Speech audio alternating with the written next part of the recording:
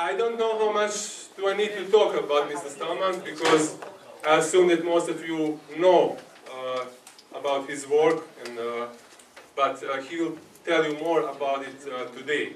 I would like to just give maybe for a few introductory words word to my dean, and then Mr. Stallman will continue, will start his speech.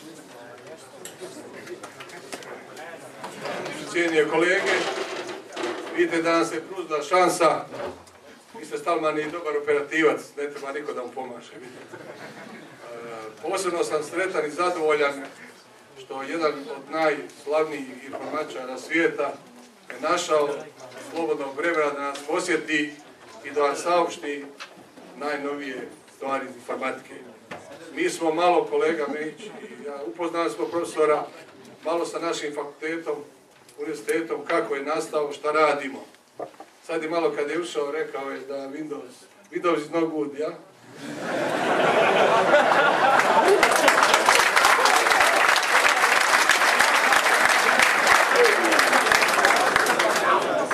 Gospodin Stallman živi u svom svijetu koji sigurno ima blizak.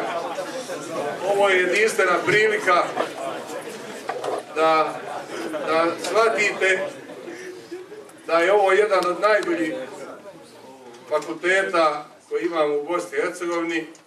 Vidjeli ste ovih dana kroz prezentacije, a najbolji ambasadori to ste vi. Ja sam sretan kao dekan i sigurno i da Rahmetli Safet Krkić će sretan i još sretniji ovo sve što je stvorio, da nastavite njegovo djelo, da radimo. Od danas već počinjemo s jednom manifestacijom, imaćemo je dani profesora Safeta Krkića. Ide i sljedeći naš kongres, ide puno manifestacija. Vi ste na ovim sportskim igrama, evo negdje pobjeđujete, nešto izgubite, ali sigurno danas, valjda fudbal izgublja, košarka pobjedi. Košarka je sport studenta. Fudbal je oni koji pare zarađuju. Ja bih zahvalio još jednom našem prijatelju. Nadam se da će gospodin Richard Stallman postati naš saradnik, veliki prijatelj i obećao je da će opet doći. I have information for you. We next time coming also in Mostar. Mostar is beautiful town, yeah? Beautiful. Okay, thank you very much. Please, you have my student.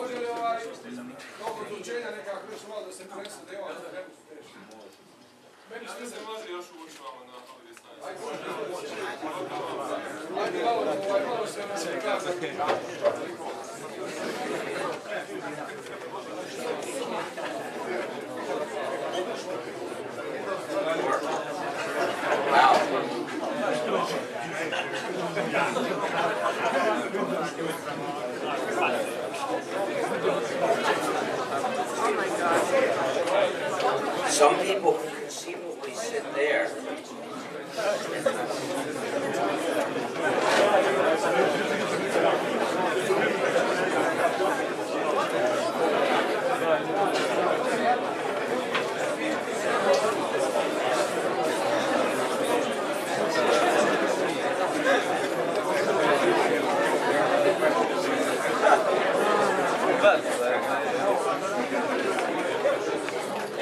Shall I start?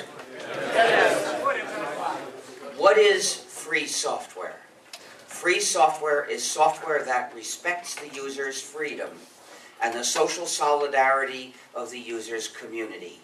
So it's a matter of freedom, not price. To understand the word free in free software, think of free speech, not free beer. Of course, when you're speaking Bosanska, you can say slobodno, and then it's totally clear. So we're not talking about gratis software. The issue is not whether it's bezplatno. That's just a detail. I don't care. I care about your freedom.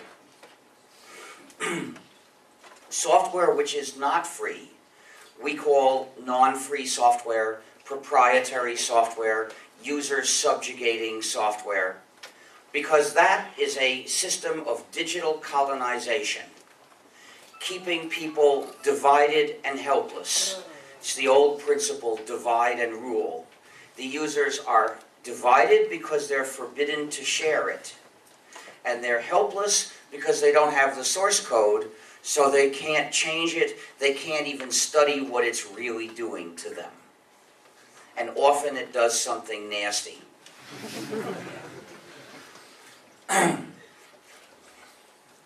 But what I have said is very general. It respects your freedom. What does that mean? I had better give you a specific definition. A program is free software if you, the user, have the 4 essential freedoms. Freedom 0 is the freedom to run the program as you wish. Freedom 1 is the freedom to study the source code and change it so that it does your computing as you wish. Freedom 2 is the freedom to help others. That's the freedom to redistribute exact copies of the program to others when you wish. And freedom 3 is the freedom to contribute to your community, to distribute copies of your modified versions to others when you wish. So, if the program gives you these 4 freedoms, then it is free software, which means that the social system of the use and distribution of this program is an ethical system, one that respects freedom and community. But if one of these 4 freedoms is missing or partly missing, then the program is proprietary software because it imposes an unethical social system on its users. So, this is not a technical question. This is not a question of how the code is written. This is an ethical, social, and political question. A question of what sort of social system you can use the program in. The same code could be released as free software, or it could be released as proprietary software, and sometimes it's released in both methods, both ways in parallel.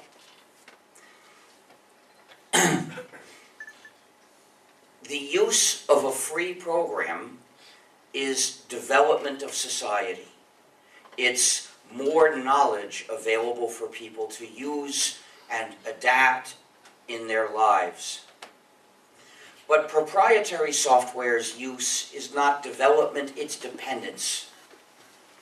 If society uses proprietary software, that means society is suffering from colonization.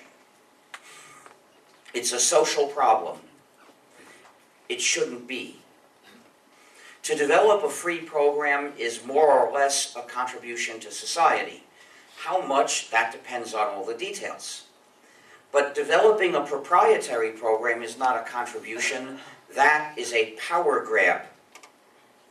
It's wrong.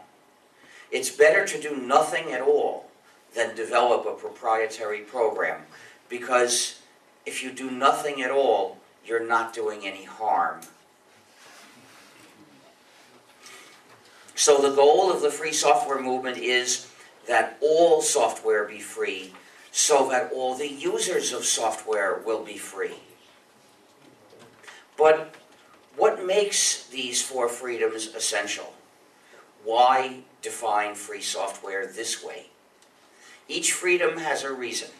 Freedom 2, the freedom to redistribute exact copies to others, the freedom to help other people, is essential on basic moral grounds, so you can live an upright, ethical life as a good member of your community. If you use a program that's missing freedom 2, you are in danger of falling into a moral dilemma. Whenever your friend says, "That program is nice, could I have a copy?" In that moment, you will face a choice between two evils. One evil is to give your friend a copy and violate the license of the program. The other evil is to refuse your friend a copy and comply with the license of the program. If you are in this dilemma, you ought to choose the lesser evil, which is to give your friend a copy and violate the license of the program. What makes this the lesser evil? If it's inevitable to do wrong to somebody, it's better to do wrong to somebody who deserves it because he has done wrong. We can assume that your friend is a good friend and a good member of your community and normally deserves your cooperation. Whereas, by contrast, the developer of the proprietary program has deliberately attacked the social solidarity of your community. So if you're stuck with doing wrong to one or the other, do it to the developer. But being the lesser evil does not make it good. It's never good to make an agreement and break it. Not even in cases like this one, where the agreement itself is evil, and keeping it is worse than breaking it. Still, breaking it does not rise to the level of being good. And if you give your friend a copy, what will she have? She will have an unauthorized copy of a proprietary program, a rather nasty thing, almost as nasty as an authorized copy would be. So, once you have fully understood this issue, what should you really do? You should make sure you are never in this dilemma. I know two ways. One is, don't have any friends. That's what the proprietary developers have in mind for you. The other way is, reject this software. Don't have it in the first place. That's my way. If somebody offers me a program on the condition that I not share it with you, I say, my conscience does not permit me to accept that condition, so take your nasty program out of here. I won't use that software, and you shouldn't either. Reject software that divides you from other people. And also, reject the propaganda terms that the proprietary developers use to demonize the practice of cooperation. Terms like pirate, for instance. When they call the people who share pirates, what they're really saying is helping other people is the moral equivalent of attacking from ships. And morally speaking, you can't be more wrong than that, because attacking from ships is very bad, but sharing is good. So don't call sharing piracy. When they ask me what I think of piracy, I say attacking from ships is very bad. I reject the assumption buried in their word. So that's the reason for freedom too, the freedom to help other people, the freedom to redistribute exact copies of the program when you wish. Could somebody possibly get me some water from the faucet? You see, this water is sold by Coca-Cola Company. Now, there is a worldwide boycott of Coca-Cola Company because it murders union organizers. In Colombia and in Guatemala, Coca-Cola Company murders union organizers. For more information, see killercoke.org. So I won't use any of the products of Coca-Cola Company. So if someone could be so kind as to get me some water from the faucet, thank you.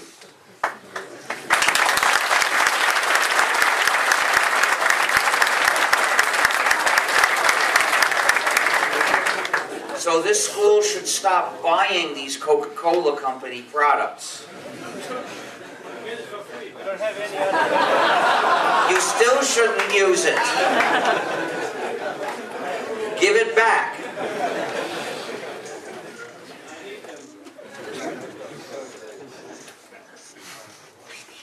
They're offering it to me, Besplatno, also, and I still won't take it.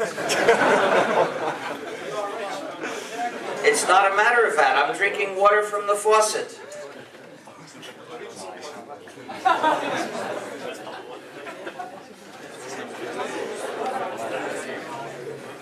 So, freedom zero, the freedom to run the program as you wish, is essential for a different reason. So you can control your computing.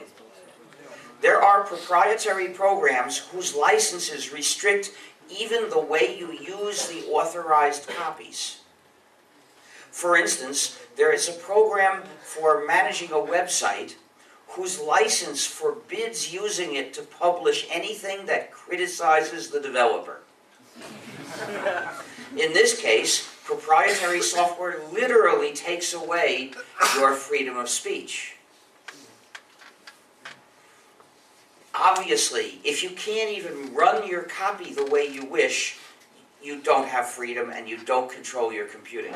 So freedom zero is essential, but it's not enough, because that means you are free to either do or not do whatever the code of the program is already set up to do.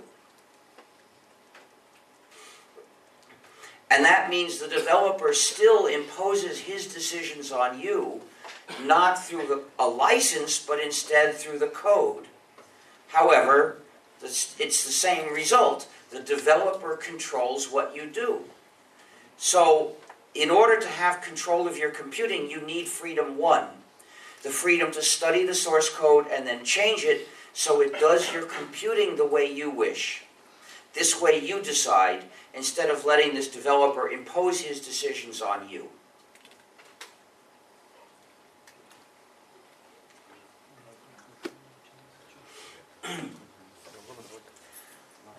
Now, if you don't have freedom one, you can't even check what this program is doing. And often it does something nasty. Why have this logo show up in the video?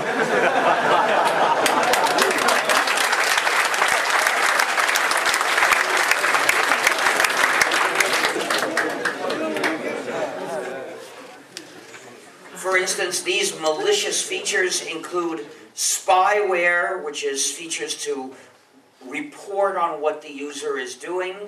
Then there are digital handcuffs, or DRM, digital restrictions management, the features that restrict what the user does with the files in his own machine. And then there are backdoors that the developer puts in to control or attack the user. And this is not a rare occurrence. This is common in proprietary software. One proprietary program that you may have heard of, in which we have found all three of these kinds of malicious features, is called Microsoft Windows. People have found spy features that send out data about how the machine is being used. Of course, you can see the digital handcuffs, because when you try to do something that's not allowed, it says, I refuse to do that. I won't let you do this. The back doors are not so easy to find, but we know of some. For instance, Microsoft put a backdoor in Windows that allows it to forcibly install changes in the software. In any software in the machine, Microsoft can install a change without asking permission of the theoretical owner of the computer. I say theoretical owner because in practice, once Microsoft has Windows running in that computer, Microsoft has owned that computer. So, we know that Windows has rather bad security, but in fact, That's talking about security against unknown third parties. But against against Microsoft, Windows has zero security. You're totally helpless, totally vulnerable if you make the mistake of running Windows. That's not the only example. There's also the Macintosh, which has digital handcuffs. And Apple has almost forced people to install so-called upgrades by saying things are going to break if you don't install it. And some of these upgrades have had other malicious effects. The newer products of Apple, however, are much nastier. Products like the iGrown and the iBad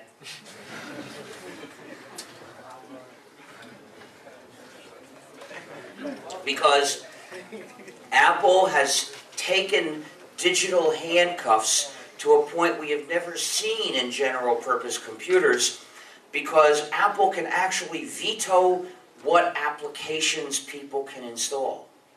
And not only that, there's a back door for deinstalling applications. If Apple approved an application last month and today Apple decides that it's no good, Apple can send a command to remove it. And I think Apple can also forcibly install changes in the software. Good. Good. Let's see, this one is, which one has no targeting? Good, this is the one I like. I don't think so.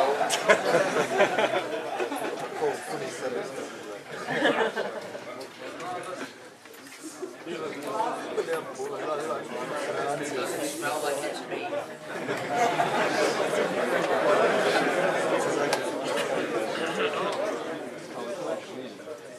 Good, thank you. Anyway, then there is the Adobe Flash Player, which is malicious too. It has digital restrictions management, digital handcuffs, that is, and it has a nasty surveillance feature called super cookies. Basically, they're similar to browser cookies, except that the user has no control over them. And there are no limitations on how sites can use them to track the users. So, then there is the Amazon swindle. Its official name is the Kindle, but we call it the swindle. This is a so-called e-book reader. What is an e-book? Literally speaking, an e-book is a book in digital form. I don't see anything wrong with that. But in practice, when people say e-books, they usually suppose digital handcuffs. And that's what the Amazon swindle is made for, to eliminate the traditional freedoms of readers of books. Freedoms to do things like buy a book anonymously by paying cash. The only place with the Kindle to buy most modern books is from Amazon, and Amazon makes the users identify themselves. So Amazon has a list of all the books any person has bought. And that is such a danger to our freedom, it must not be allowed to exist anywhere. Second, to get rid of the freedom to give your book to someone or lend it or sell it to a used bookstore, the swindle has digital restrictions management, so you can't do it. And finally, to eliminate the freedom to keep the book as long as you wish and read it as many times as you wish, there is a back door in the swindle. We found out about this back door last year because Amazon used it and people saw the results. We don't know everything this back door can do, but we know one thing. Amazon can use it to remotely erase books. Because that's what it did a year ago. Amazon erased a large number of copies of a particular book. And the book chart that Amazon used to demonstrate the Orwellian nature of this product was 1984 by George Orwell. The book that gave us the sentence, "Big Brother is watching you." A book you should all read, but not through an Amazon swindle. So, there are lots of malicious products. And most cellular phones are also malicious. They have proprietary software in them, and they have a back door that allows somebody remotely to forcibly change that software. It's not working for you, it's working for them. So, in some cases, we know of malicious features in certain proprietary programs without Freedom 1. And then there are many other programs where we just don't know. I suppose some of them have malicious features and others don't. But there's no way to tell which ones have the malicious features, because without the source code, there's no way to check. So, in effect, every program without Freedom 1 is just trust me software. Some company, which of course you can't possibly trust, is saying, just trust us.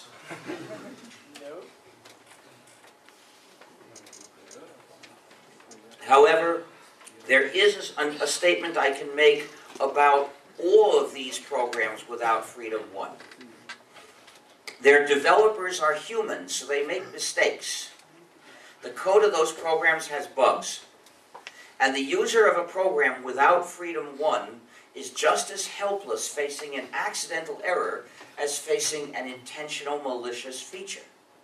If you use a program without Freedom 1, you're a prisoner of the software you use. We, the developers of free software, are human too. We also make mistakes. The code of our programs has bugs too. But if you find a bug in our free code, or anything in our code that you don't like, you are free to change it, because we did not make you our prisoner. We can't be perfect. We can respect your freedom. So Freedom 1 is essential.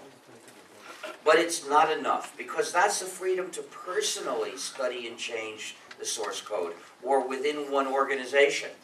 And that's not enough, because there are millions of users that don't know how to program. They don't know how to personally exercise Freedom 1. And even we programmers, even for us, it's not enough because we're busy doing something else. And besides, there is so much software in the world today, there's so much free software already in use, that no one user could possibly study and master the source code of all the programs she uses, or implement personally all the changes she might want, because this is more work than any one human being is capable of. So the only way we can fully take control of our computing is to do it working together, cooperating. And for this we need Freedom 3, the freedom to contribute to your community, to distribute copies of your modified versions. This allows us to work together, because it means that if one person writes a modified version of a free program and then publishes his version, we can all install it if we wish. So it's enough to write the improvement once for everybody. If each of us had to write the improvement personally, it wouldn't be feasible. It would be too much work. And so we couldn't really benefit from that freedom. Not to the extent we need it. But once Freedom 3 allows us to work together, to do the work and then make it available to everyone else, that really gives the users the control. So Freedom 3 is essential. And the result is, with software, there are just two possibilities. Either the users control the program, or the program controls the users. With proprietary software, the program controls the users, and the developer controls the program. So really the developer controls the users. Proprietary software is a system of unjust power that we should not tolerate. But free software puts the users in control of the software, and nobody has power over anybody else.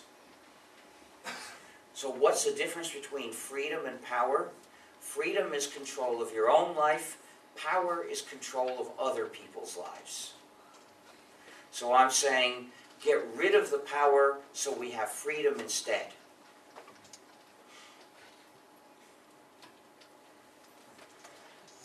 All the users benefit from the 4 freedoms. Every user can exercise freedoms 0 and 2. The freedom to run the program as you wish, and the freedom to redistribute exact copies. Every user can exercise these freedoms because they don't require programming. Freedoms 1 and 3, the freedom to study and change the source code, and then optionally to distribute copies of your version, they require programming. So the only users that can directly exercise these are those who know how. But the other users get the benefit also, because when the programmers modify the program and publish their modified version, every user can install that or not, as she wishes. And the result is that we all get the benefit of living in a society where everyone has the 4 freedoms. And the 4 freedoms together give us democracy. Because a free program develops democratically under the control of its users. Every user can participate as much as he wishes in society's decision about the future of the program, which is simply the sum total of what the users decide to do with the program. By contrast, a proprietary program develops under the sole power of the developer. So it functions as an instrument to impose that developer's power on the users, so that then he can command them, exploit them, and abuse them. So society has a decision to make. On one side we have individual freedom, social solidarity, and democracy. On the other, we have the dictatorship of whoever owns the program. Society must choose free software and reject proprietary software. And thus, the ultimate goal of the free software movement is the liberation of cyberspace and all of its inhabitants. Come and live with us in the free world.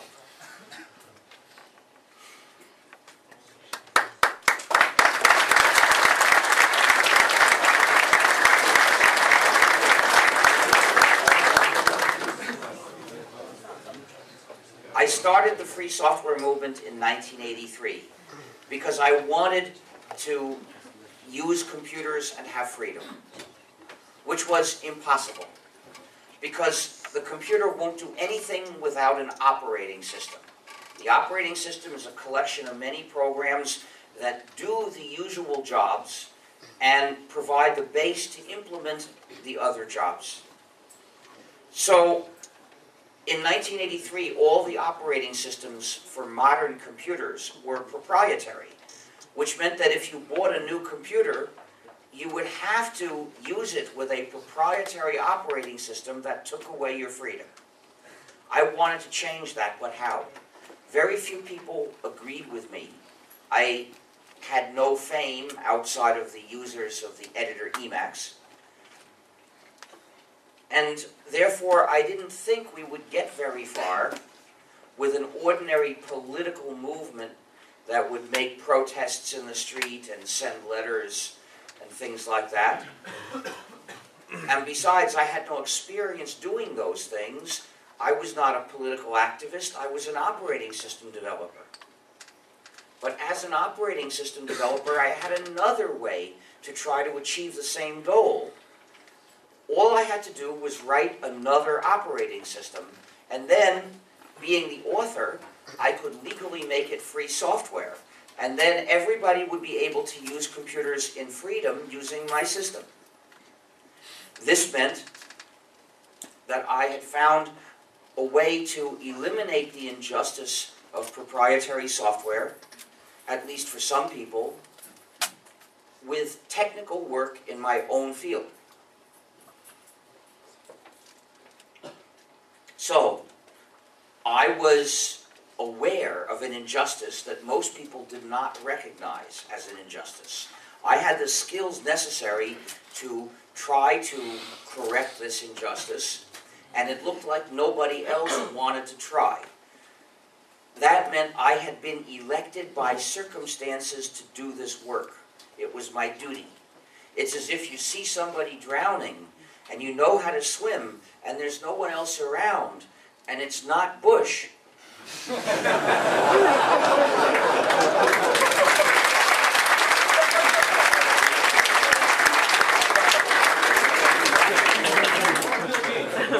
Then you have a moral duty to save this person.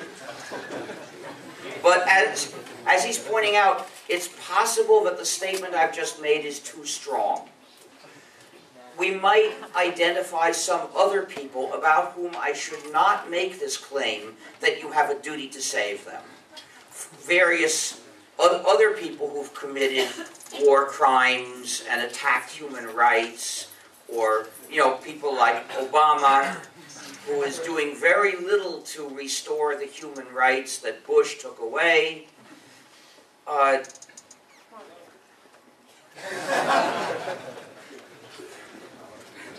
So, fortunately, I don't need to resolve all those questions because I don't know how to swim.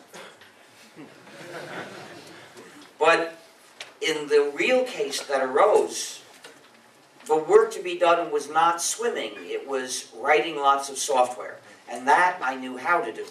So I decided to develop a free software operating system or die trying. Of old age, that is. Because at the time, the free software movement which I was launching had no active enemies. Of the people I told, a large fraction thought it was silly. But they didn't bother trying to oppose it because they were sure the job was so big it would never be finished. And I also saw the job was big.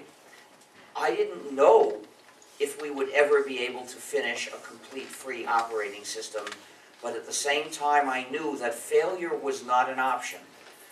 Without a free operating system, we would never be able to use computers and have freedom. We had to develop a free operating system. So, I decided to develop a completely free software operating system. I decided to recruit others to join in and help to finish it sooner. I decided to follow the design of Unix. Unix was a portable operating system capable of running in different kinds of computers. It was unethical because it was proprietary, but to follow the design was a way to develop a free system that would also be portable, capable of running on various different kinds of computers, including future computers, like the ones we have today. And I decided to give it the same commands as Unix, to make it upward compatible with Unix, so that all the users of Unix would be able to switch to my system without having to learn much that was new, because what they already knew would keep working in my system. And then I gave it a name which was a joke. This was probably going to be, if successful, the most important thing I would ever do in my life. But that's no reason why the name can't be a joke.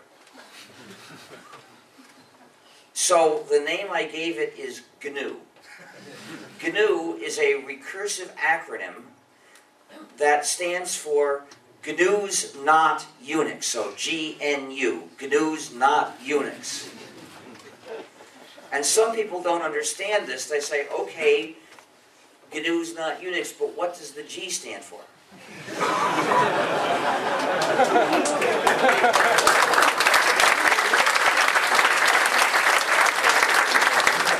So I told them the G stands for GNUs.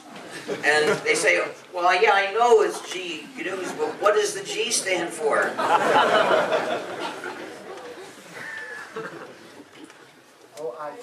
Anyway, why did I call it GNU instead of ANU or FNU or SNU? It's because GNU is a word in English. In fact, it's the most humor-charged word in the English language. As soon as you see that, you're almost ready to laugh already, because it's used in lots of jokes. And the reason is, according to the dictionary, the G is silent and the word is pronounced new. So every time you want to write the word new, you can spell it G-N-U and you have a joke. Perhaps not a very good joke, but there are lots of them. So given a specific meaningful reason to use this as the name of a software project, I could not resist.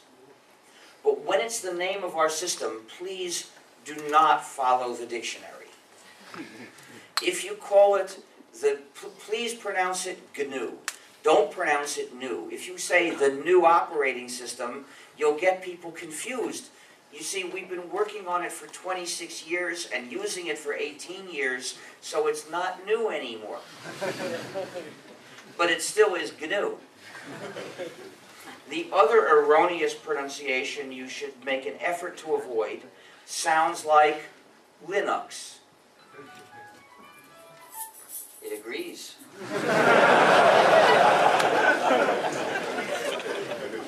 Actually, if you are carrying a portable tracking and surveillance device, please switch it off. They have already tracked you here. They already know you're listening to my speech. You don't have to keep reassuring them that you're still here. And if they want to listen to my speech, they're welcome to. They could come, you know, or they could watch the recording. I'm sure a recording will be posted. They don't have to do it by switching on your portable tracking and surveillance device. They can do that, you know. They can turn on portable phones, a lot of them at least, in eavesdropping mode, which means they transmit the conversation around you and they don't show you any sign that they are listening. These are truly tyrannical devices, and that's why I refuse to have one. I think it's every citizen's duty to poke Big Brother in the eye.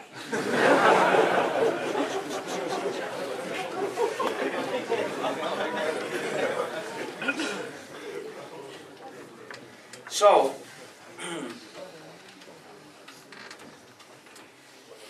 basically, how did such an extreme, bizarre error ever get started to call the GNU system Linux?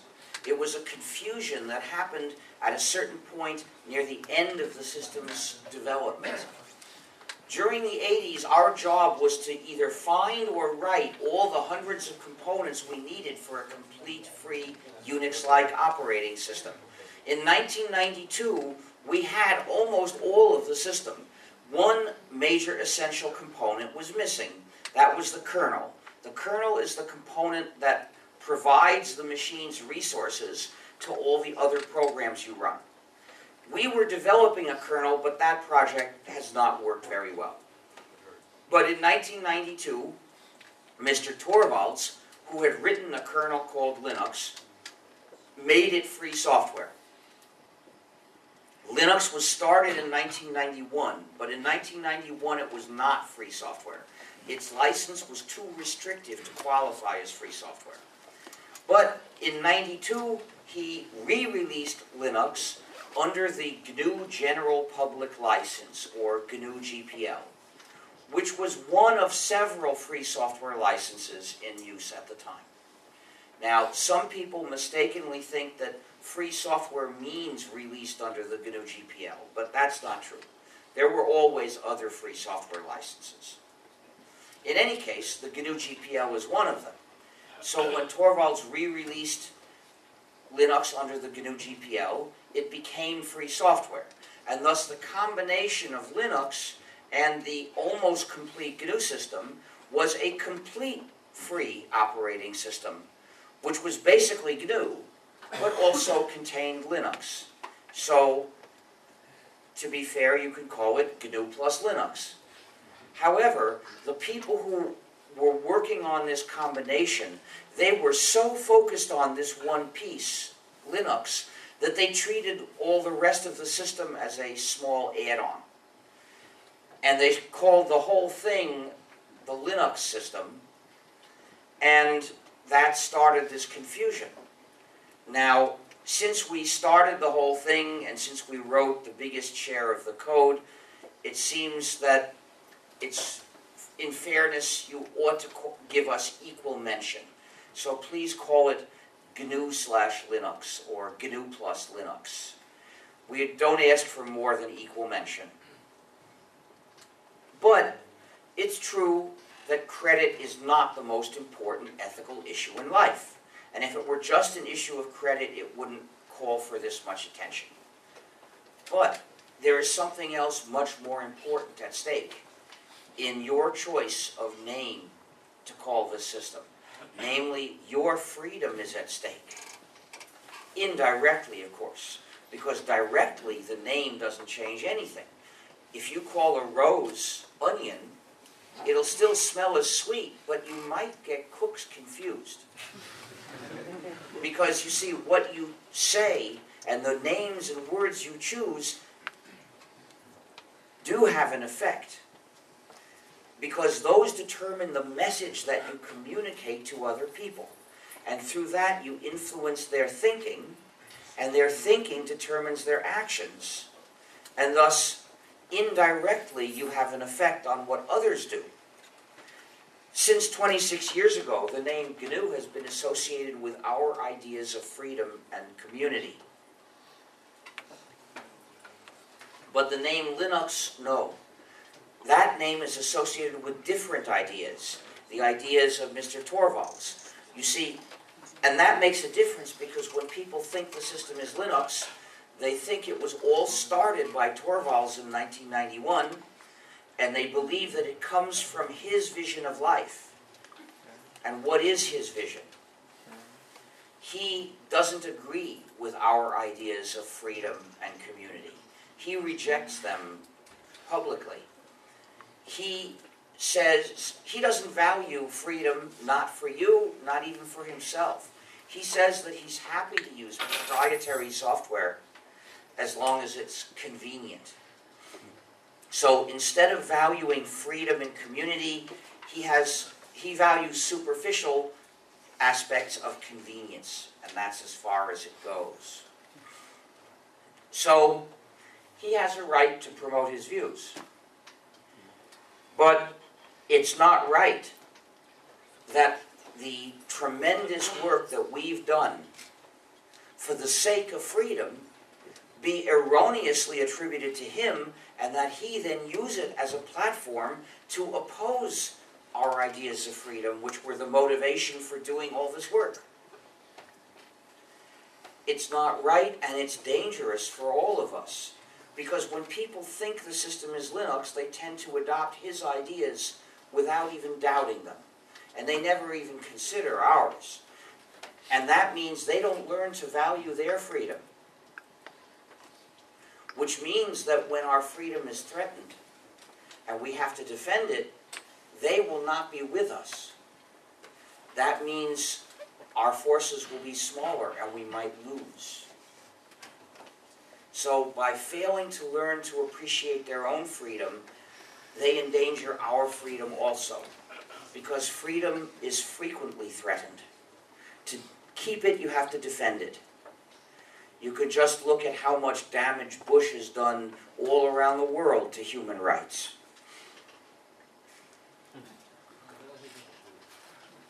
But in order to defend your freedom, you have to value your freedom.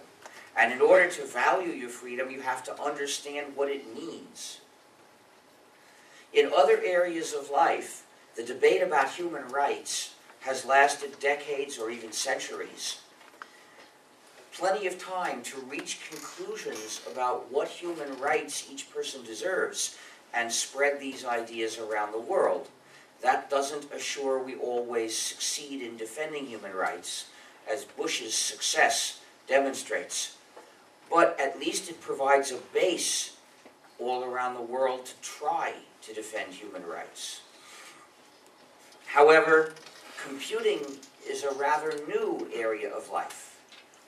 Even in the most advanced countries, it's less than 20 years that most people use computers. And in other countries, it's much less. That's not much time to have a debate about the question, what human rights do you deserve in using a program? Even if they had tried. But for the most part, society has not tried to have this debate.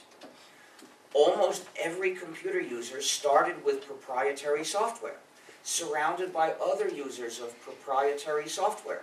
That was the only possibility they knew of. So they took for granted that proprietary software was normal and legitimate, which means, in effect, that they allowed the proprietary developers to dictate the answer to the question, what human rights do you deserve in using a program? And the answer they chose to dictate was, essentially none. We can control you any way we like. The answer that was most convenient for them. And most people just accepted this. Occasionally they say to a company, you know, it's really annoying that you're restricting us in this way. Would you please stop? Which is a very weak form of opposition when you compare it with what we say, which is, what you're doing is wrong and we won't stand for it.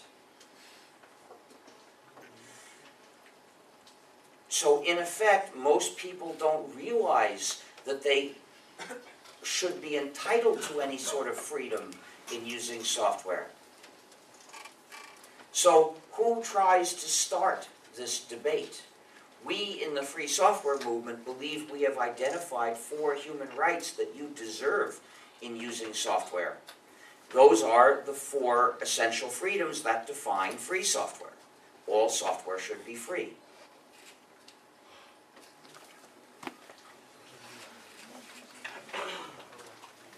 But when we try to make these ideas, to bring these ideas to the attention of the public, even the users of our own system, we have to cross 2 big obstacles. First, they don't know they're using the GNU system. They think it's Linux. And they think it was all started by Mr. Torvalds in 1991. So when they see the articles that we publish describing the ideas of the free software movement, they look at them and say, oh, why should I read that? That's from GNU, those GNU extremists. Well, why should I care what they think? I'm a Linux user. How ironic, because when they say Linux, they're talking about mostly the GNU system, and they don't know. If they knew that, if they knew that they were users of the GNU system, then when they saw the articles from GNU, they might say, these are the people who launched the development of the system I love. Maybe I should pay attention to what they say. And then we would have a chance to try to convince them, and sometimes we would succeed.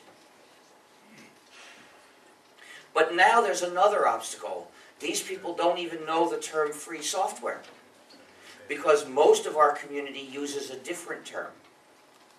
The term, quote, open source, unquote.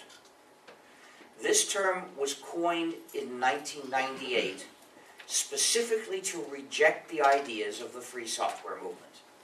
Before that, during the 90s, as the GNU/Linux system spread, mostly among technical people, some of them just appreciated it for its practical advantages. It was powerful, reliable, flexible, cheap to operate. And some appreciated freedom as well. So there were 2 political camps within the free software community. There were those of us who valued freedom and community, ethical values primarily, and there were the ones who only valued practical convenience. And so we argued back and forth. But then in 1998, that second camp chose the term open source instead of free software. And because open source as a term had never been used before, they had the chance to decide which ideas to associate with it and which ideas to ignore. And they decided to ignore the entire ethical level of the issue. In what they say, they only appeal to practical values. They don't say that it's a matter of right or wrong, good or evil. They don't say that there are any freedoms that users deserve. They don't talk about freedom at all. Now, in 1998, there were already companies in the free software community that developed and distributed free software.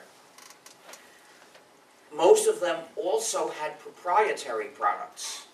They did not want to teach the users to recognize in proprietary software an attack on their freedom, because then those users would not be potential customers for proprietary software.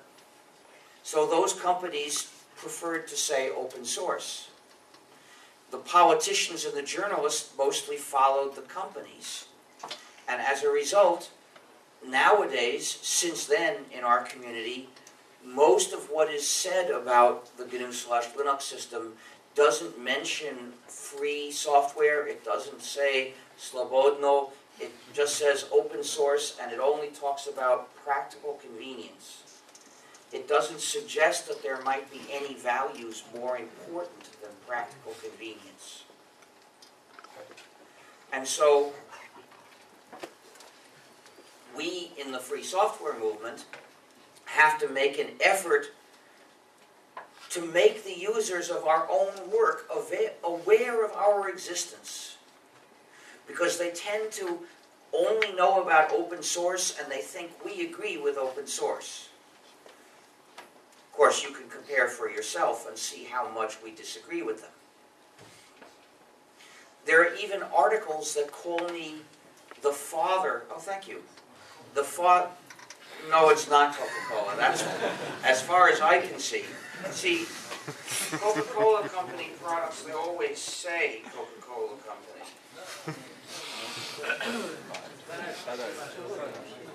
So you can tell what you should get.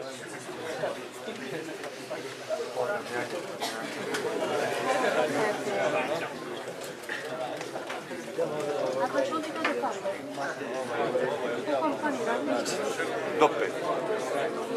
Tako je pisalo, od 2 do 5. Ne znamo što bi povući.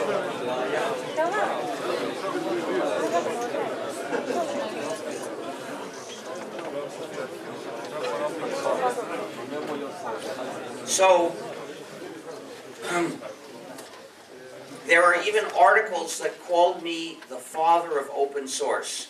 So I wrote a letter to the editor saying, if I'm the father of open source, it was conceived through artificial insemination, using stolen sperm, without my knowledge or consent. And then I went on to explain the philosophical difference between open source and free software and the ideas of the free software movement, which were not mentioned in the article. So that was the real purpose of the letter, to explain to people what free software is all about, and I just used the joke as a way to get people's attention to the real important point. And that's why I give so many speeches nowadays. I want to spread the ideas of the free software movement, and since all the open source people don't help, that means we have to do it with speeches like this, and with articles, and in our conversations with people. And I say we because we need your help. I alone can't do all of this. You have to help. If you value freedom, you are going to have to work for it. Because to keep your freedom, you have to defend it. And if we want other people to defend it, we have to teach them to value it.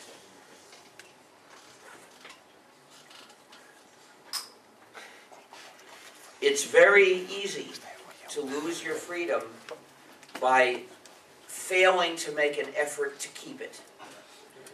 In our own community, we have lost our freedom several times. We gained freedom and then we lost it. Let me give you a couple of examples. In 1992, when Linux was liberated, it became free software, and we had the GNU plus Linux system that you could install in a new PC, although not easily. Back then, you had to be a real expert. So people started working on distributions of GNU/Linux to make them easier to install. So a few years later, there were several distros in competition. And the developers of one distro had an idea for how they could gain the competition by putting in proprietary programs and presenting them as advantages of their distro. So they did that, and because most of the users did not appreciate freedom, this approach worked. This distro gained popularity because of its non-free programs. So the developers of other distros looked at that and said, they're gaining. We have to put in non-free programs in our distro so that we get rid of their advantage.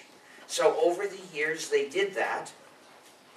10 years ago, when people asked me, where can I get a copy of this system, I had to tell them, I'm sorry, I don't know any place I can recommend to you because all the distros contain non-free software.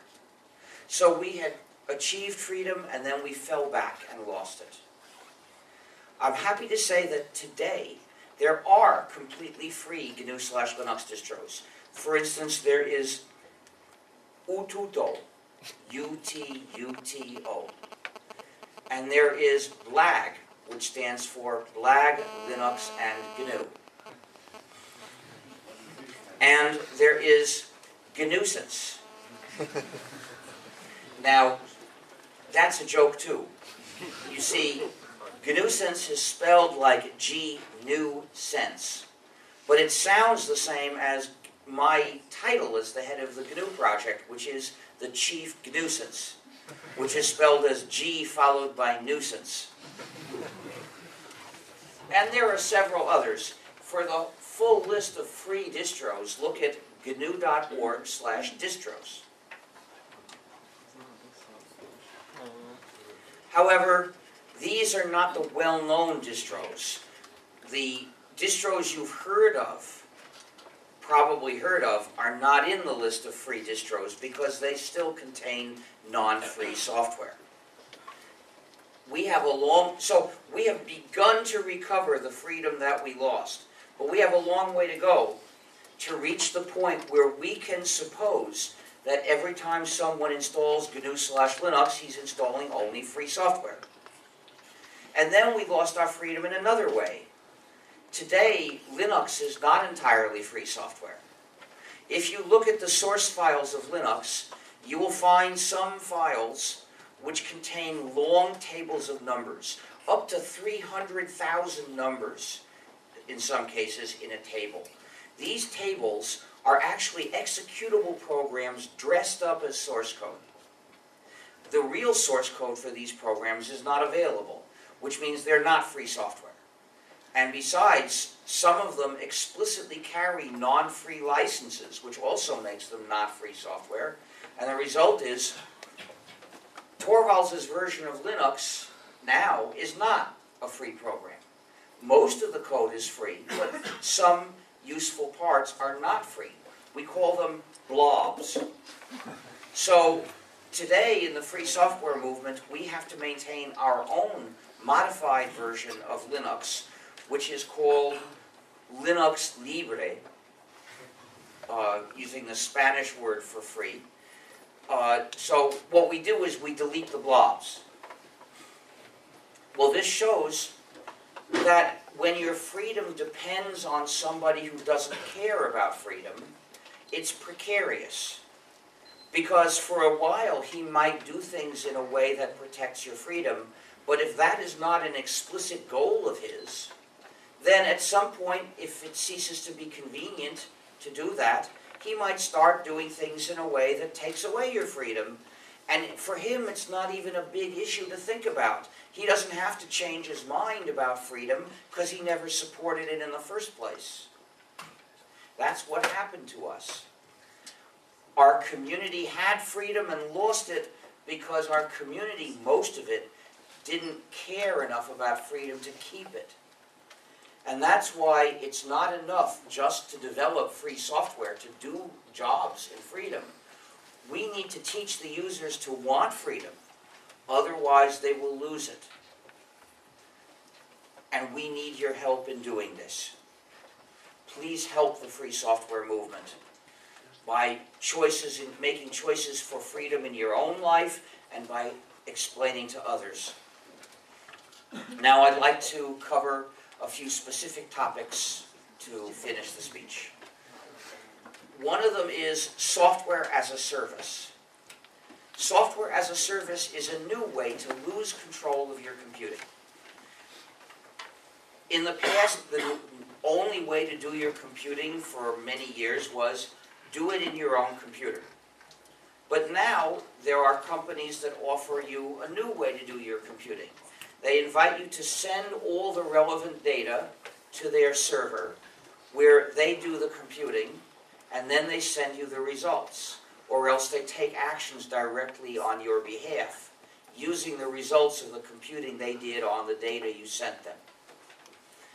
And the consequence of this is you lose control of your computing because it's done by you don't know what software in that company's server. You don't know how your computing is being done, and you certainly can't control it.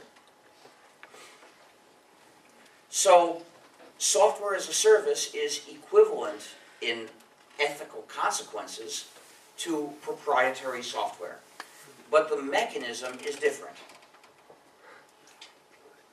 With proprietary software, you typically get an executable but no source code. And to study what the executable does is so difficult, it's prohibitive. And to change it is even more of a pain. With software as a service, you don't get the source code and you don't get the executable. You have neither one. Because the source code, the software is only in the server, which means it's absolutely impossible for you to study what computing is being done, and absolutely impossible for you to change it at all, change what that server is doing. So you're even further away from any possibility of having control of your computing with software as a service. Now, some proprietary programs have a specific malicious feature called spyware, where they transmit information about what's being done. Software as a service automatically has the same effect as spyware because you have to send the data to that server. So, once again, they get your data. But this does not involve any special feature in a program. Instead, they get you to send it, but the result's the same. Some proprietary programs have backdoors that allow the developer to forcibly change the software. Software as a service has the same result because the computing's being done in the server, and the server operator can always change the software in his own server. Of course he can. He should be able to change the software in his own server. But the result is it changes the software that's doing your computing. And this doesn't require any special code. It doesn't in proprietary software, they have to put in special code to implement this backdoor. With software as a service, again, it's automatic. So software as a service is automatically equivalent to a proprietary program with spyware and a backdoor. You must never use software as a service, just as you must not use proprietary software. If you want to control your computing, you've got to do it with your copy of a free program.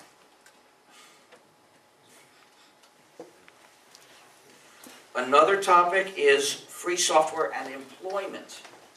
Some people would like us to imagine that if the world switches to free software, we will have a disaster for employment in the IT sector. Let's look at this claim. Here's the IT sector employment. Only a small fraction of it is paid programming. The rest is using software. And free software tends to make this cheaper, so it probably will increase. But who knows? But let's look now at the paid programming. A small fraction of this is developing proprietary software products, but almost all of it is developing custom software for a particular client. Now, that client who wants a particular program developed is going to have to pay. Even if all software is free, that client is still going to have to pay because nobody will do the work for him otherwise. There are lots of volunteers who write free software, who are improving free software. And because they're volunteers, they can work on whatever aspect they like. So they work on what they want to work on. And if a company, this is what I used to do before I switched over to mostly spreading the free software philosophy. And so if a company said to me, we would really like you to write this code, I would say, yes, I could do that, but it's not what I want to do, so I'll do it if you pay me. And they paid me, and so I got my income that way. And there are lots of people who get their income that way today. The point is that this custom software business will not change very much if all the software is free. The client will still have to pay to get anybody to write it. So the worst thing that could happen to the IT sector employment is we lose a small fraction of the total IT sector employment. And this is so small, it's nothing to fear. But that's just the worst possible outcome. The best possible outcome is we gain employment, because free software also generates some employment. Employment adapting and extending free software. If a business is going to use some free software, it can pay somebody to adapt and extend it. With proprietary software, this is not an option.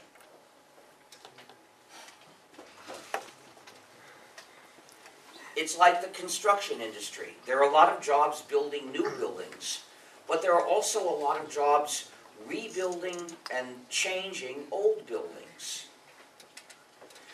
Except with proprietary software, there are no jobs rebuilding and changing the old programs because nobody can do that. Except, I suppose, the original owner, if the owner cares enough. But with free software, anybody that wants the program changed can pay anybody to do it. And there are lots of people who have the skill and who are willing to do this work, and so we generate employment. So we lose a little and we gain some. I don't know whether we gain more or less than what we lose, but the crucial point is even the worst possible case is not much to be worried about.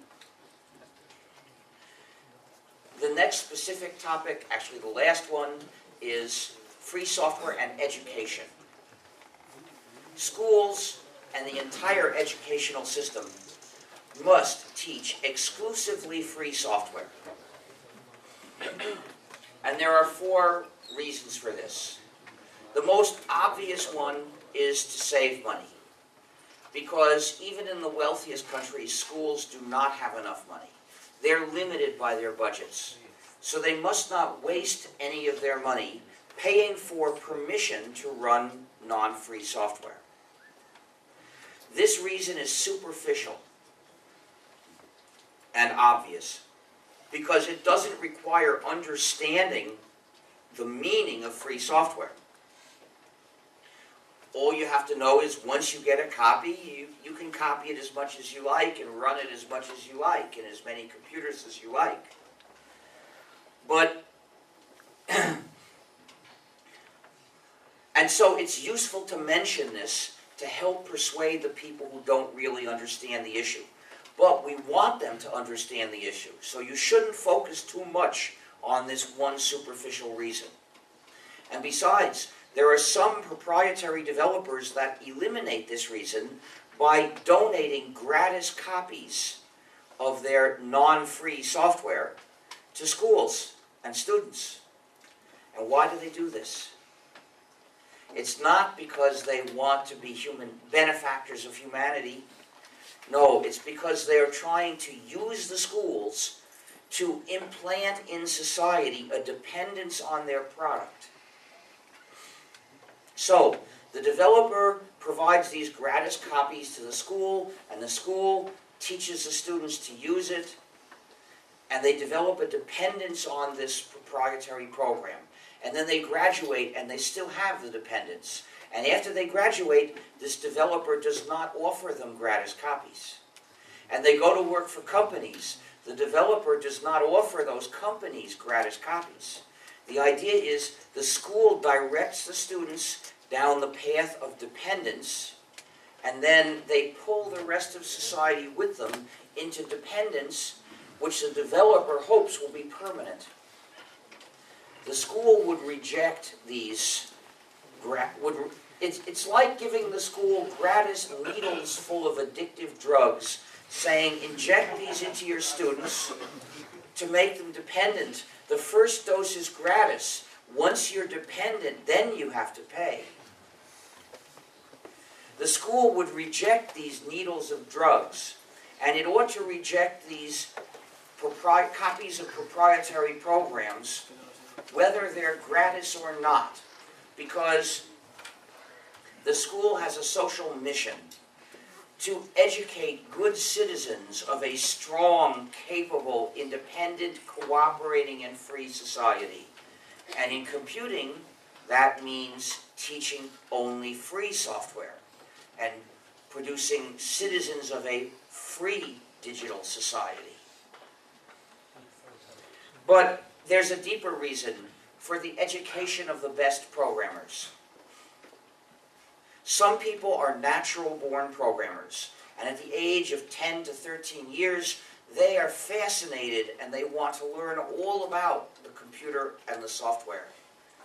But when our youth asks the teacher, how does this program do this? If it's proprietary, the teacher can only answer, I'm sorry, it's a secret, we can't find out. And education is not allowed. Proprietary software is knowledge withheld. It is the enemy of the spirit of education. And any school that tolerates the presence of proprietary software is betraying its own purpose. Proprietary software must never be tolerated in a school. However, if the program is free, the teacher can explain whatever he knows and then say, here's the source code, read it, and you'll understand everything. And this kid will read it due to a yearning to understand. And the teacher can say, if you find any point you can't figure out by yourself, show it to me and we'll figure it out together. This gives our natural-born programmer the chance to learn something very important. That code is not clear, so don't write things that way. You see, you don't have to teach these natural-born programmers how to program. They read a manual and they say, oh, that's programming, of course. But programming well is something else. The way you learn to write good, clear code is by reading lots of code and writing lots of code. Only free software gives you the chance to read a lot of code of real programs that we really use so that you can appreciate what's good and bad in writing code. And then, to write code for large programs, you have to start small. But that does not mean small programs, because the challenges of writing large programs do not even appear in a small program. So the way you have to start small is writing small pieces of code to put into large programs. Only free software gives you the opportunity to do this. This is how I learned When I worked at MIT in the Artificial Intelligence Lab, my job was system hacker, meaning improve the operating system. We had a free software operating system which had mostly been developed right there. And I joined the team that developed it. I had to read a part of a large program and then write a change. And then people would complain if they didn't like it, and I would fix the problems. And then I would read a part of another large program and write another change. And I did this over and over, hundreds of times, and I learned to do it well. Today, any school can offer the same opportunity, but only if it's a free software school. But there's an even deeper reason. For the sake of moral education, education in citizenship, schools must teach not just facts and skills, but also the spirit of goodwill, the habit of helping other people. So, every class must have this rule. Students, if you bring software to class, you may not keep it for yourself. You must share copies with the rest of the class. And that must include the source code in case somebody would like to learn, because this class is a place for sharing knowledge. However, to set a good example, the school must follow its own rule. The school must bring only free software with source code to class. Every school must teach the students only free software, starting from kindergarten up through the university. Thank you.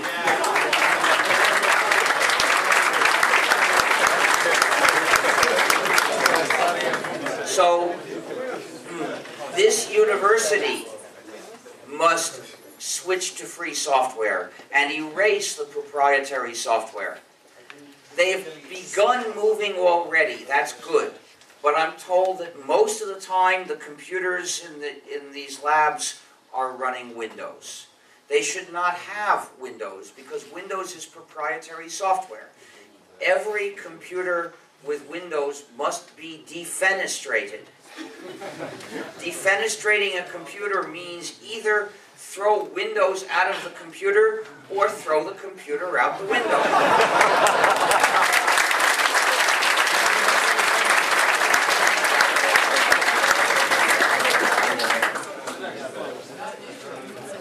So, if you want more information, I have a few websites to recommend.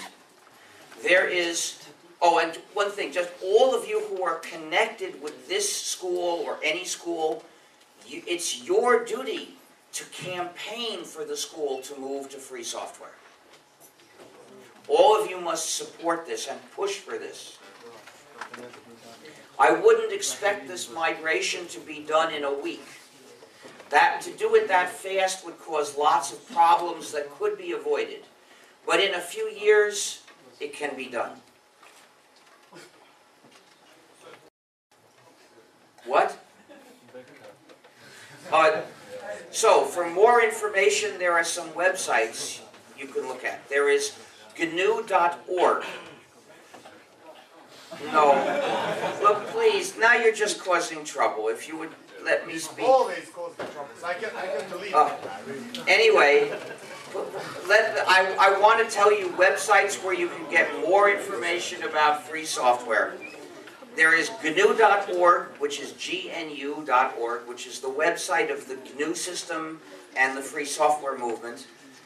There is also FSF.org, which is the website of the Free Software Foundation. There you can find resources that are useful for using free software. You can also find political pressure campaigns. For instance, one of our campaigns is called defectivebydesign.org. And that's our campaign of protests against digital restrictions management. Most of our protests are done remotely through the net, so you can help easily. Please visit that site and sign up to be notified of our actions and then join in the actions. Because the mission is to show some large companies that if they design their products to attack our freedom, they will be hated and they will lose. So, also in fsf.org, you can become a member of the Free Software Foundation, and we need this kind of support. There is also the Free Software Foundation Europe, whose site is fsfe.org, and there also you can find ways to support the organization.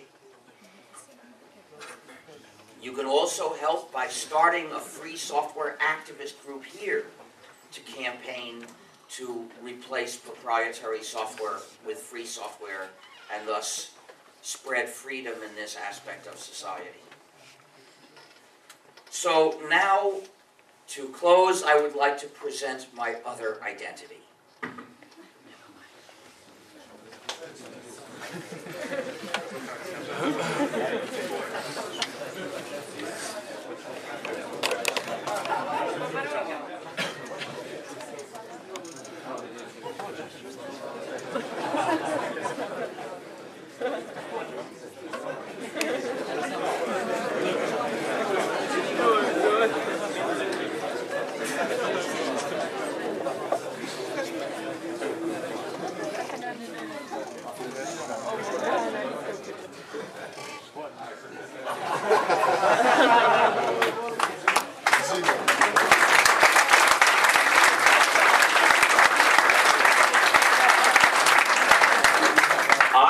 Saint Ignatius of the Church of Emacs.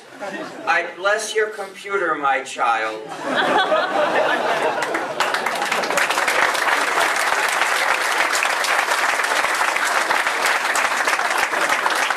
Emacs started off as a text editor that I wrote, an extensible text editor, which was extended so much it became a way of life for many users. They could do all their computing inside Emacs, and they never had to leave it.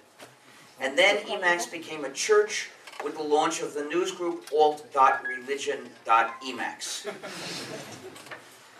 Today in the Church of Emacs, we have a great schism in between various rival versions of Emacs, and we also have saints, but fortunately no gods. Instead of gods, we adore an editor. To be a member of the Church of Emacs, you must recite the Confession of the Faith. You must say, there is no system but GNU, and Linux is one of its kernels.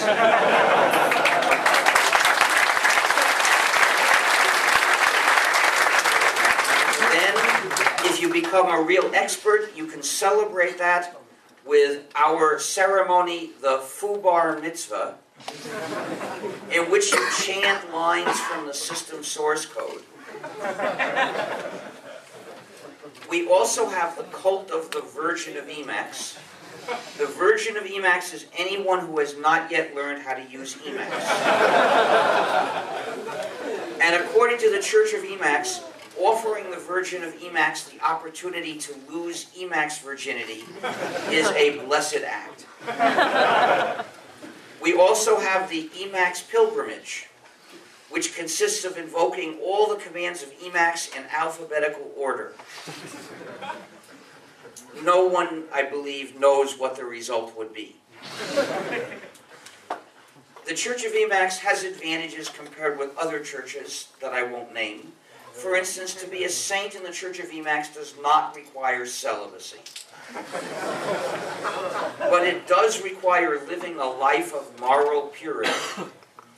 You must exorcise whatever evil proprietary operating systems have possessed computers under your control or set up for your regular use, and then install a wholly free operating system, where holy can be spelled in more than one way, and then only use and install free software with and on the system. If you make this vow and you live by it, then you too will be a saint, and you too will have the right to wear a halo, if you can find one, because they don't make them anymore.